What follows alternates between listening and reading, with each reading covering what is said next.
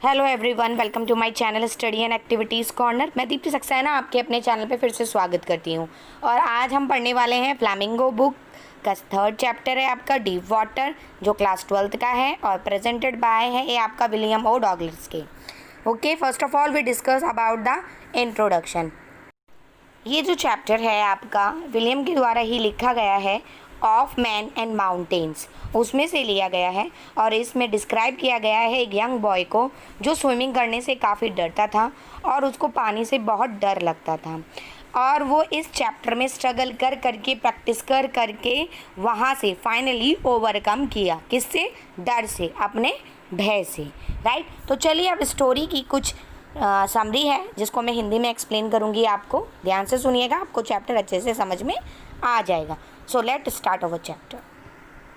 First है decided to learn to swim, यानी कि जो हमारे राइटर हैं वो तैरना सीखने का निर्णय लेते हैं और YMCA पर एक तालाब था, वह उसे एक अच्छा मौका प्रदान करता था। यकीमा नदी में तैरना काफ़ी खतरनाक था। उसकी माँ ने इसके विरुद्ध चेतावनी दी थी कि भाई तुम वहाँ जाके स्विमिंग नहीं करोगी, लेकिन YMCA का तालाब तैरने के लिए सुरक्षित था और इसकी जो गहराई थी 2 से 3 फुट ये गहरा था। गहरे छोर पर ये 9 फीट तक, मतलब जैसी गहराई होती है ना तालाब की बढ़ती चली जाती है, तो लास्ट 9 फीट तक था। शुरू से ही विलियम को पानी से डर लगता था। एक बार समुद्री तट पर वह अपने पिता के साथ खड़ा था।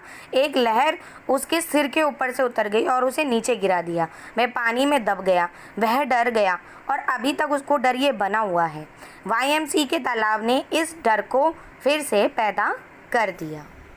Next, the misadventure at YMCA pool, that means YMCA जलाशय पर जो दुर्घटना हुई थी उसके बारे में। तालाब पर जब नरेटर अकेला खड़ा था तो वो पानी में अंदर जाने की हिम्मत नहीं कर पा रहा था। फिर अचानक क्या होता है, एक लंबा चौड़ा धौसीला लड़का आता है जो शारीरिक रूप से एकदम नमूने जैसा लग रहा था। वह चिल्लाकर उसे कहता है, ए सुक्कड़, क्योंकि वो पतले दुबले था, ए सुक्कड़।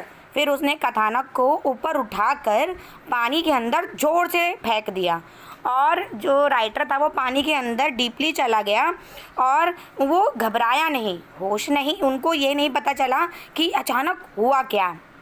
उसने होश नहीं खोया और जो उसका तली थी, यानी कि जो पुल था उसके नीचे की जो ज़मीन थी, जो सरफेस था, ऊपर से उसने वहाँ से छलांग लगाई और वो फिर पानी की ऊपरी सतह पर तैरने लगा था और मतलब बिल्कुल सीधा तैरने लगा था।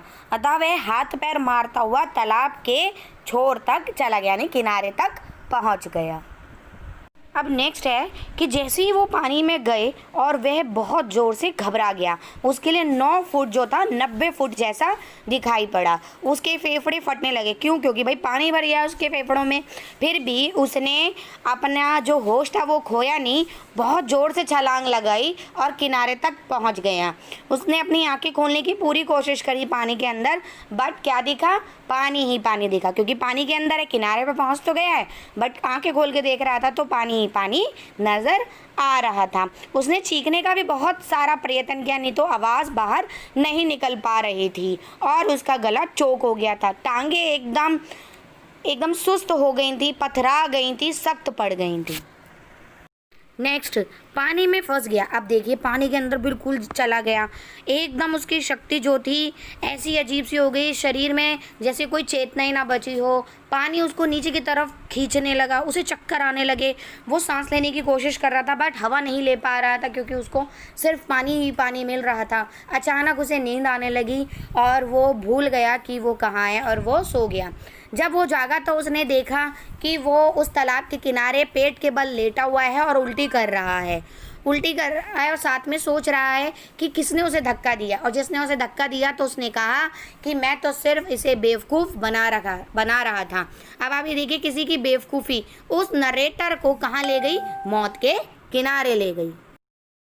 फियर कॉन्स्टेंटली हॉन्टेड हिम, डर लगातार उसे सताता रहा। कई दिन हो गए, काफ़ी टाइम तक वो उसी डर को लेकर बैठा रहा। वो कभी तालाब नहीं गया, उसने दोबारा कभी स्विमिंग नहीं करी। जैसे ही वो तालाब के किनारे या कभी पानी के किनारे जाता तो उसकी टांगें सुन्न हो जाती, बर्फीला सा डर उसके हृदय में जकड़ लेता। सालों बीतते गए, जैसे जैसे साल बीतते गए डर उसके साथ ही ठहर गया। इसका मतलब ये होता है कि जब वो पानी में गिर गया था, जब उसको धक्का दे दिया गया था, तो वो डर जो था, वो पानी का जो डर था, जो गहराई का डर था, वो नरेटर के दिल में बस गया और वो डर धीरे धीरे टाइम टू टाइम उसमें स्थिरता लाता रह गया, यानी कि उसके अंदर समा गया। Got an instructor and learned swimming. That means परीक्षक मिला और तैरना सीख गया। एक दिन कथानक को एक परीक्षक मिला और उसने सप्ताह में 5 दिन अभ्यास कराने को कहा। उसको अभ्यास कराया और उसको प्रशिक्षित किया। उनका प्रशिक्षित करना यानी कि उनको सिखाने का जो तरीका था वो बिल्कुल अलग था। उन्होंने क्या किया, उसको चारों तरफ से एक पेटी से बांध दिया और उस पेटी को एक खूंटी से बांध दिया जो कि पुल के ऊपर से गुजर के जाती थी। तालाब के पास हर फेरी पर थोड़ी सी घबराहट उसे फिर जकड़ लेती।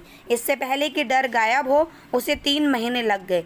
फिर उसने नरेटर को अपना चेहरा पानी के अंदर लेकर सांस बाहर निकालना सिखाया और फिर उसने अपना चेहरा यानी नाक उठाकर सांस अंदर लेना सिखाया। उसने इस क्रिया को सैकड़ों बार दोहराया। अब अंत में भय पर विजय हो जाती है। फिर उनके जो टीचर होते हैं यानी कि जो स्विमर है, जो उनको स्विमिंग सिखा रहा है यानी ट्रेनर जो है, वो उनको टांगों को चलाना सिखाता है। वो उनको टांगों के साथ ऐसी क्रिया करना बताता है, ऐसा अभ्यास बताता है। थोड़े टाइम में वो जब करने लगते हैं तो उन्हें थोड़ा डर लगता है, पैर उनके फिर से सुन्न पड़ने लगते हैं, लेकिन धीरे धीरे करके प्रैक्टिस करके अभ्यास करके वो इसमें भी सफल हो जाते हैं। अतः लास्ट में क्या हुआ कि उस टीचर ने उनको वास्तविक तैराक बना दिया, लेकिन वह अब भी अकेला तालाब में जाने से डरते थे। ये जुलाई तक चलता रहा, इसीलिए वह झील वेंटवर्थ गया और टिग्रिस टापू की एक डॉक से छलांग लगा दी। वह 2 मील झील के आर पार स्टैम्प एक्ट आइसलैंड तक तैरा। डर भाग गया और वह तैरता गया। अंततः उसने पानी के अपने डर के ऊपर काबू पा लिया। At the end of this chapter, ये एक अद्भुत अनुभव था। इसने उसके दिमाग पर भी छाप छोड़ती थी। वह इसे भी कभी नहीं भूल सकता था।